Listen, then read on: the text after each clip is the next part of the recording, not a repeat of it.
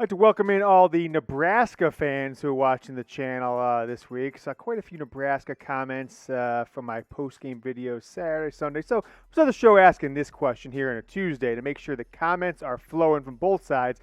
Who would have won in 1997? Number one in the poll that counts, which I think was the AP, Michigan. Number two, Nebraska, who won the coaches poll. It shouldn't even really count. It doesn't count anymore. They should strip that title away from Nebraska in 97. It was a going-away present to Tom Osborne from his fellow coaches. So who would have won in 1997? Type M for Michigan, type N for Nebraska. If I don't see about 1,000 M's in the comments, you guys are disappointing me because I know I'm going to see probably a few hundred N's. Nebraska thinks they had a good team that year. They did not. They would have lost to Michigan. We have Michigan football rumors on some uniforms, a little quarterback action, and more coming up on the show right now.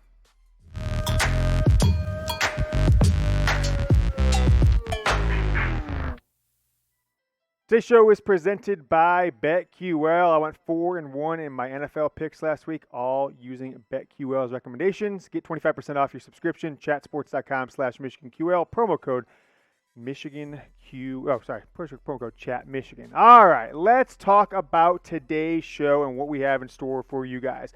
Well, first of all, we'll talk some news here. We'll talk about Michigan's defensive ends, but we'll talk about some freshmen making waves with Jim Harbaugh. We're going to talk about the 1997 team, some whispers out there that they may be have something in store this week. And are the blue pants permanent? I don't know. Michigan's won 2 out of their last 3 games. So remember last Monday, we put on a video and we said to you guys, like this video if you'd like to see Michigan beat Wisconsin. So I'm going to bring that back this week. I'm going to ask you guys this. 1,341 likes on last week's video. It's a record for us in the year of 2021. So if you want Michigan to beat Nebraska on the road, back-to-back road games against Big Ten West games, you got to like the video, right?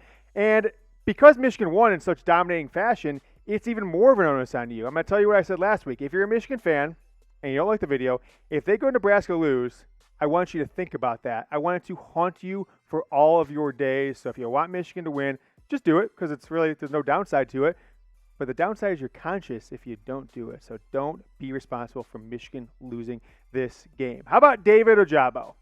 Michigan's first-year starting defensive end. I guess technically, he's considered a linebacker. Aidan Hutchinson's a linebacker edge. They're standing up, which is something new for defensive ends at the University of Michigan. The Big Ten Player of the Week. So shout out to him after a 2.5 sack, 7 tackle performance, and forced a fumble against Wisconsin last week. Big time game for him.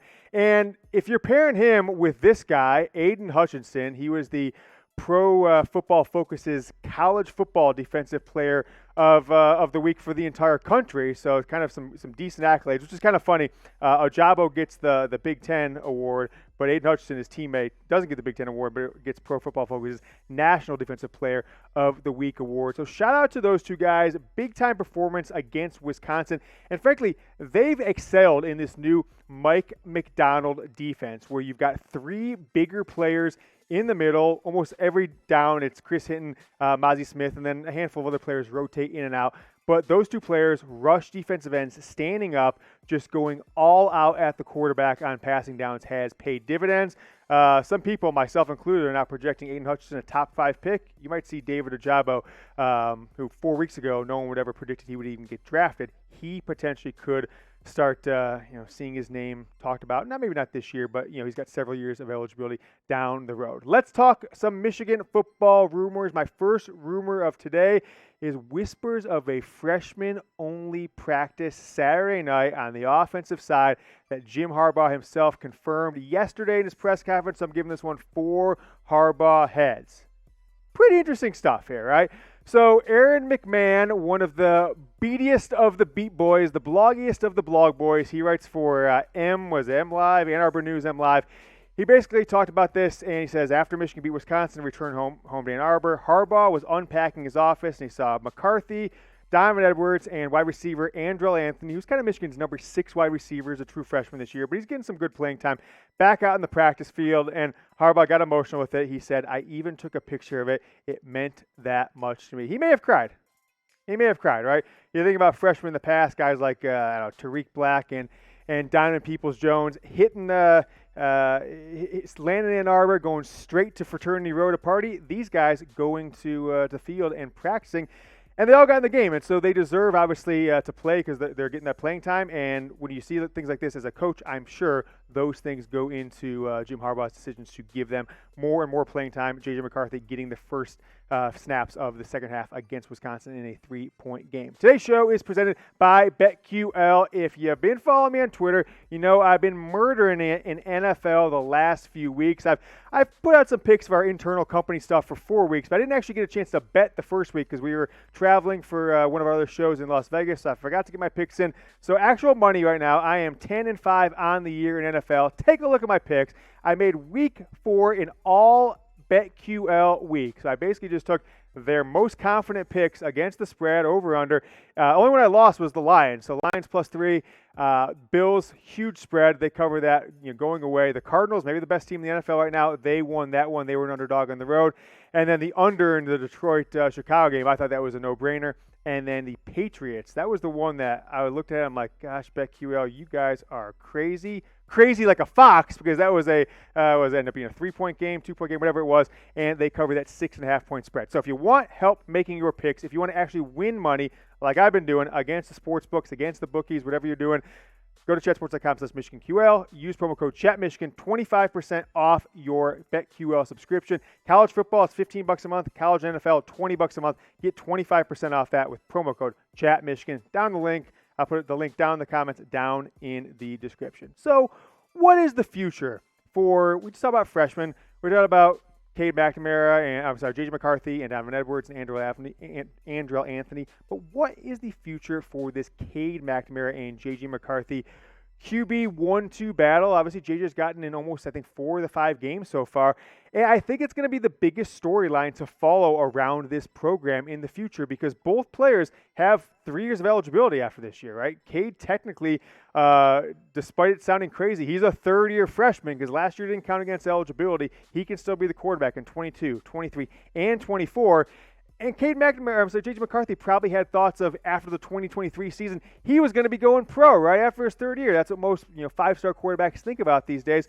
So I think it's going to be a big storyline. I think it's the reason that he's getting in more and more crunch time availability. He came in the very start the third quarter in a 3-point game on Saturday against Wisconsin on the road in a hostile environment. And in some regards, I think he's earned that because he certainly looks good when he makes throws, when he's got time to do that. But also, Jim Harbaugh doesn't want to lose him. Michigan cannot afford to have one of these 2 quarterbacks transfer. They need them this year. They need them next year. And I think that's probably the best chances to make sure both guys think, no matter what, I've got a chance to play, and no matter what, I'm going to see the field, as long as there's not some extenuating circumstances. I'll at least get a series or 2 in pretty much every game of the year. So next year, less than a year from now, next September, 11 months. I don't even know who Michigan starts the season off next year playing. If someone wants to find that out, yell it out to me here in the Chat Sports studio. But who will be the starting quarterback in the 2022 season opener? Cade McNamara. Go ahead and type Cade. Who is it? Colorado State next year at the Big House to start the year. Who's going to start against Colorado State? Is it Cade McNamara or is it J.J. McCarthy? Light up the comments with Cade, with J.J.'s, and I'd actually be interested to hear what you guys think about what's going to happen to the other guy, right? Would the other guy transfer? Or the other guy consider, sticking around for 4 games and leaving midseason? And with the new transfer rules, you could actually potentially see one of these guys, you haven't seen it yet in college football, leave a program mid-year and go start somewhere else. I doubt that happens too frequently, but I guess it technically is possible as long as you leave early enough and can enroll at the other school. Next up on the show is the 1997 Michigan team contacting Jim Harbaugh to tell him to stick it to that SOB Scott Frost, who is the coach of Nebraska now, was the coach of the 97 Nebraska, or the quarterback of the 1997 Nebraska team. I'm going to 2 Harbaugh heads. People are talking. And you know what? It may only be me talking out there. I may have just created this rumor out of thin air. Nevertheless, I'm sure there will be Michigan football players from that 97 team who come across this video, watch it, Marcus Ray, Charles Woodson. So if you haven't done it yet, call Harbaugh. Tell him how much of an SOB Scott Frost was at their little press conference and their little thing at the basketball arena, talking to all the voters, saying they should go from number 2 to number 1 over Michigan, how that pissed you off, how you wish you would have got a chance to face Scott Frost on the field. And so Jim Harbaugh needs to do what he's done to Scott Frost twice already and crush him, right? Michigan would have crushed Nebraska in 1997. I have no doubt about it. Nebraska needed that kick play against Missouri, if you remember, where the wide receiver kicked the ball up in the air, and another wide receiver came. The fifth down was a different one. Kicked the ball in the air, should have been a penalty. You're right. You're not allowed to kick a ball if you're an offensive player. And one common opponent that year, Colorado. Michigan beat 27-0. Nebraska beat Colorado 27-24. So, common things. I think all things being equal, Michigan would have won that year. And think about Jim Harbaugh for a second. I had these stats. I'm going to go pull them up here again. Jim Harbaugh has faced Scott Frost twice in his coaching career, 2016 and 2019. 2018. 2018 beat Nebraska 56-10. If you guys remember that one. I don't remember this one. Scott Frost was the coach at UCF in 2016, his first year there. They came up to the Big House. Michigan beat them 51-14. So Harbaugh's put a 50-burger on Scott Frost both times he's played him as head coaches, and I'm hoping to see the same. Now, both those games were at Michigan Stadium. This one's on the road in Nebraska. We all understand what problems Harbaugh's had on the road, but he took my advice on Saturday, pretended like he was home, wore his home underwear, touched the banner, got the crowd running. I'm going to ask the question one more time. You Nebraska fans, you guys are just shysters. I see you down in the comments typing your N's. So Michigan fans, make sure you are typing M's. If you weren't born in 1987, just say that. That's fine. But if those of you who were born, who were probably at least 8 years old or older, they're a Michigan fan, you remember this season like it was yesterday. So go ahead and type M or N. Last rumor of the day. I didn't actually create this one out of thin air. The second one, I'll give it to Trey. I'm just trying to stir up the ex-players, get them riled up for the 97 season. This one I did see put out there on Twitter. I don't think there's any validity to it, so I'm just giving it one Harbaugh head because I don't have anything to discredit it. So one Harbaugh head, small shred of truth. I definitely think that Jim Harbaugh likes the Blue Pants. Now, they've won them 2 games this year. The night game against Washington, and of course this past week against Wisconsin. Michigan's won Blue Pants 3 times in program history. 2 have been in the last month or so, and the only time on the road. I guess we'll see on Saturday, right? We'll see on Saturday against Nebraska if they go back to the white pants, if they stick with the blue, or if they go back to the maize, which Michigan wore outside of one season in the 70s every single year in program history for the most part. Jim Harbaugh in 2015 brought the whites as his jersey choice or his uniform choice, and I don't think many people, myself included, agree with it. So we're going to talk more about the uniforms here in a second, but reminder, BetQL is our presenting sponsor, and if you're kind of apprehensive about getting a subscription service, that's fine. I understand. So here's a secondary offer you can get through BetQL and BetMGM if you live in the state of Michigan. I guess if BetMGM is available in your state, you can get it there too, but I'm talking mostly to you folks in Michigan.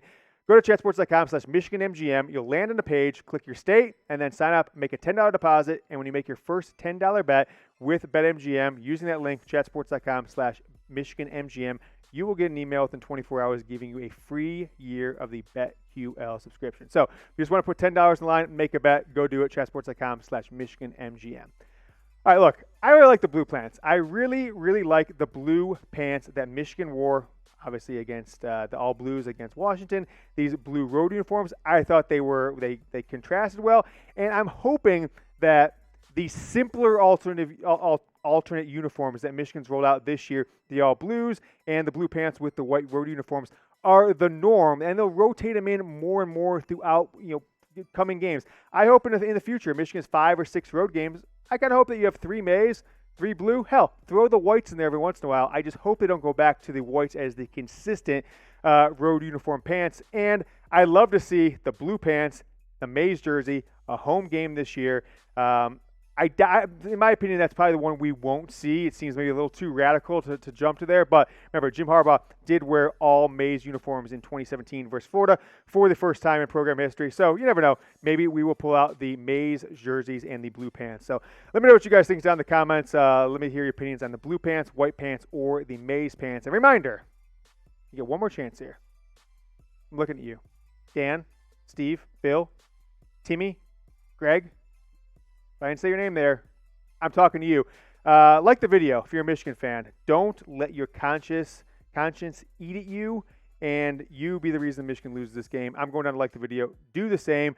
We're back with more kind of previewing this game and have questions from you guys. Michigan football YouTube mailbag coming up in the next 3 days until Saturday's game. Until then, go Blue.